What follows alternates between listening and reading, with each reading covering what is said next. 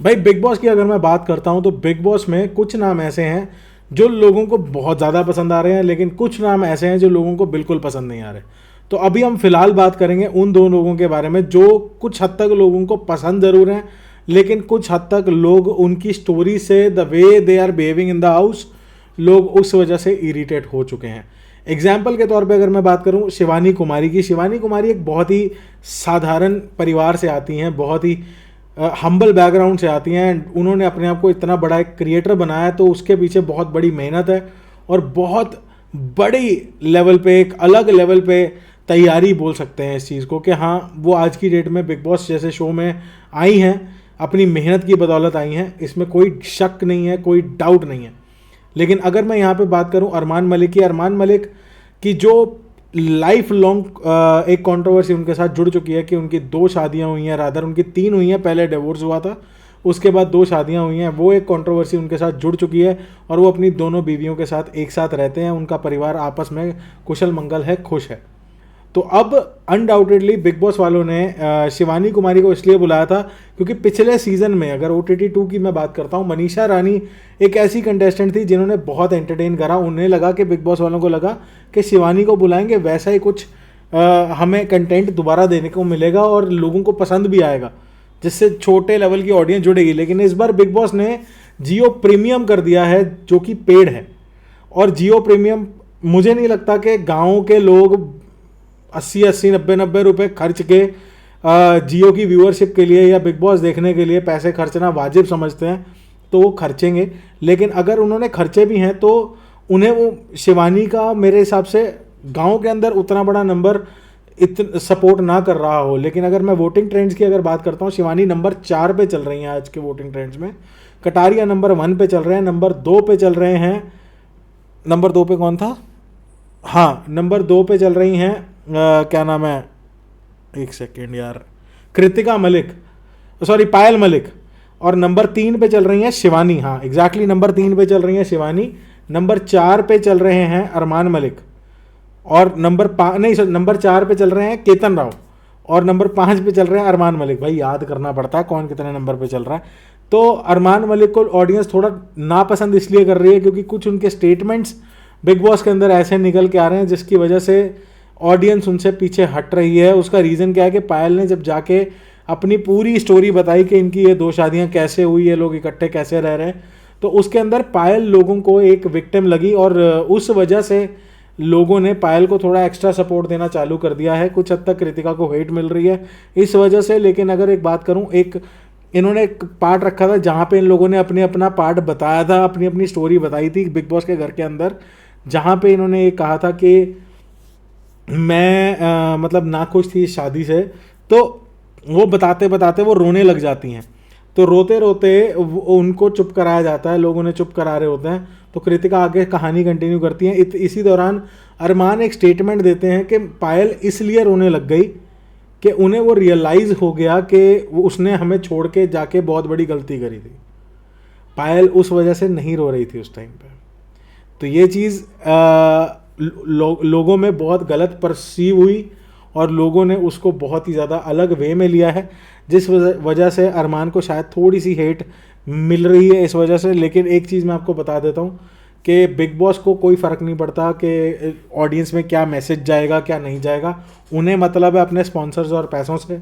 बेशक वो गुटखा बेच कर आए, बेशक या किसी की बेइज्जती करके आए, बेशक किसी का कैरेक्टर उड़ा कर आ जाए, उनका कैरेक्टर ख़त्म ही कर दोगे किसी इंसान का आप बाहर आने तक बिग बॉस के घर से, तो उनको कोई फ़र्क नहीं पड़ता, उनको सिर्फ अपने पैसे से मतलब है, तो वो कोई बड़ी बात नहीं है।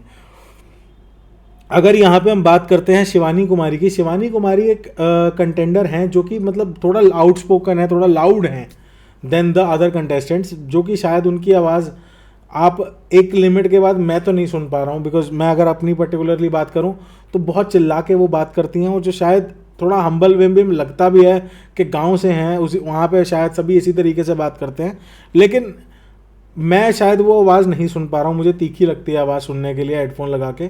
लेकिन अगर हाँ स्पीकर वीकर पे ठीक है थोड़ी देर के लिए दिखाते हैं बिग बॉस तो चलता है। लेकिन वो चीज़ मैंने काफ़ी जगह से फीडबैक लिया तो मेरे को यही आया कि शी स्पीक्स वेरी लाउड। अगर मैं शहरों की बात करूं तो उस हिसाब से। लेकिन वैसे बहुत हम्बल है, बहुत सिंपल है। अभी अभी उनको भी हेट मिला है इस वजह से, क्योंकि जब पौलमी दास के साथ विशिंग वेल वाला टास्क हुआ था तो पौलमी दास को उन्होंने धक्का देके गिरा दिया, उनके चोट लग गई, और ये बड़ा एविडेंट था कि वो चोट लगी थी क्या कहते हैं, शिवानी कुमारी की वजह से ही। तो शिवानी ने वहाँ पे ड्रामा करा, हाँ हमें भी लग गया है, तो वो करते करते अंदर चली गई हैं। वो जब बाहर आई, अंदर जाके वो बिल्कुल ठीक हो जाती थी, जब बाहर आती थी सबके सामने तो हमारे पे खून निकल रहा है, ये देखो हमारे भी लग गया है, तो वो करते करती चली गई और वो बाथरूम में गई और उन्होंने वहाँ पे अपना एक डम्ब चीज़ दिखाई। डम्ब ये था कि बिग बॉस ने बोला कि आप अपनी विशेज़ मांग सकते हो, जितनी चाहे विशेज़ आप मांग सकते हो दूसरों का सामान विशिंग वेल में डाल के। तो ये जाती हैं वहाँ से 2 चीज़ें उठा के लाती हैं, एक तो उठा के लाती हैं सना की, और दूसरी चीज़ उठा के लाती हैं वड़ा पाव गर्ल चंद्रिका की। तो दोनों क्रीम्स ले आती हैं, फेस क्रीम्स, वो ला के विशिंग वेल में डाल देती हैं। और विशिंग वेल में बिग बॉस का विशिंग वेल बनाने का पर्पज़ ये होगा कि आप भगवान को दुआ करो, मुझे नहीं लगता।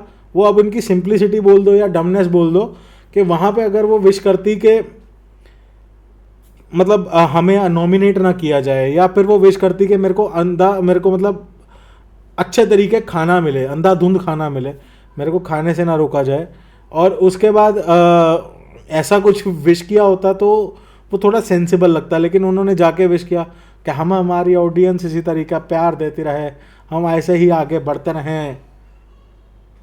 मतलब क्या मतलब है उस चीज़ का? बिग बॉस के विशिंग वेल पे कोई वहाँ पे धर्मात्माओं वाला तो विशिंग वेल बनाया नहीं था बिग बॉस ने। तो बिग बॉस ने भी बोला हाँ चलो ठीक है जाओ आप।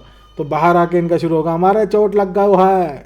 तो वो लगने के बाद बिग बॉस ने वो करा, क्या कहते हैं उसको, गेट टुगेदर करी, लिविंग एरिया में बात कर रहे थे, तो पनिशमेंट दी टास्क के तौर पे क्या कहते हैं रणवीर शोरी और इनको।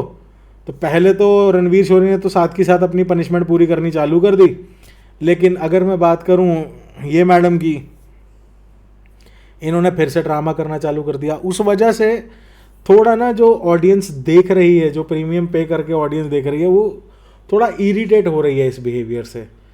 अब वो पता नहीं कहाँ तक इनको लेकर जाएगा। शो जीतने के आसार मुझे बहुत कम लग रहे हैं, और कटारिया का वोट बैंक बहुत ज़्यादा स्ट्रांग है, ये हम सबको पता है, क्योंकि एलविश का पूरा सपोर्ट आएगा। वो तो अनडाउटेड ही है ना कि किसी और को सपोर्ट जाएगा ही नहीं, तो वहाँ से सीधा सपोर्ट आने वाला है। तो इसलिए कटारिया के चांसेस बहुत ज़्यादा स्ट्रांग है अभी तक अगर मैं बात करूँ। लेकिन शिवानी वर्सेस अरमान मलिक में हेट किसको ज़्यादा मिल रहा है? ऑब्वियसली अरमान को ज़्यादा मिल रहा है, लेकिन Shivani is also getting some hate, जो देख के मुझे बहुत बुरा लग रहा है। बिकॉज मेरा बड़ा मन था मैं शिवानी को सपोर्ट करूं, क्योंकि लास्ट टाइम भी हमने मनीषा को सपोर्ट करा था। एंड मैं सीरियसली चाहता हूं कि शिवानी ये शो जीते, ऐसे और भी शोज़ करे। लेकिन शिवानी को थोड़ा ना यहाँ का सिस्टम समझना चाहिए कि ऑडियंस किस तरीके का कंटेंट इस शो में पसंद करती है। उन्हें ज़्यादातर लड़ाइयाँ इरिटेट ही करती हैं, लड़ाइयाँ होती हैं यहाँ पे, लेकिन कभी भी देख लेना एक्सेसिव लड़ाई वाला बंदा, जिस बंदे ने एक्सेसिव लड़ाई करी हो बहुत ज़्यादा, कि हाँ 2-2 3-3 दिन लड़ाई चली हो, चिल्ला चिल्ला के लड़ाई करी हो, वो आगे निकल गया हो या शो जीत गया हो। हाँ, हमेशा ऐसा बंदा ही आएगा जो सटल वे में लड़के चला जाता है या बोल के चला जाता है। तो मेरे हिसाब से वो चीज़ है, कल्चर प्रोटोकॉल जो है बिग बॉस का, वो समझना ज़रूरी हो रखा है। एंड कई बार कंटेस्टेंट कोशिश कर रहे हैं कि शिवानी को ये चीज़ समझाएं, पर वो समझना उनको पता नहीं मुश्किल है, क्या सीन है ये तो पता नहीं। लेकिन अगर अरमान की मैं बात करूं, अब मेरे ख्याल से इनको अपना फैमिली जो इशू है वो डिस्कस करना बंद कर देना चाहिए। अगर इस शो के अंदर आगे बढ़ना है इकट्ठे, till the time you are not nominated, आप नॉमिनेट नहीं हो, आपको कोई कुछ नहीं बोलेगा। लेकिन जब आप नॉमिनेट होगे तो आप में और पायल में चूज़ किया जाएगा कि हम पायल को सेव करेंगे, और अभी पायल का पलड़ा भारी है।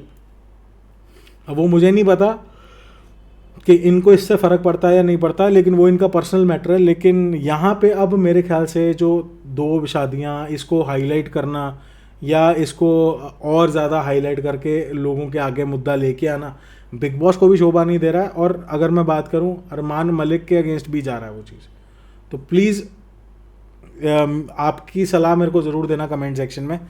ये चीज़ें अगर मेंड हो जाती है ना, तो अरमान और शिवानी दोनों का जो फ्यूचर जर्नी है इस शो के अंदर बहुत बड़ी हो जाएगी। अगर आप मेरी इस बात से एग्री करते हो तो कमेंट करके ज़रूर लिखना, बिकॉज मैं चाहता हूँ कि यार अच्छा विनर मिले बिग बॉस को। जब भी शो ख़त्म हो तो अच्छा विनर मिले, डिजर्विंग कंटेस्टेंट को ट्रॉफी मिले। तो आपका क्या विचार है कमेंट सेक्शन में ज़रूर बताइए। कल वीकेंड का वार ज़रूर आ रहा है, वहाँ पे बात करेंगे। और आज लाइव में आ जाना, 9 बजे अपन वॉच अलॉन्ग करेंगे एपिसोड के साथ साथ। तो आ जाओ सारे जने, बात करते हैं। जय हिंद।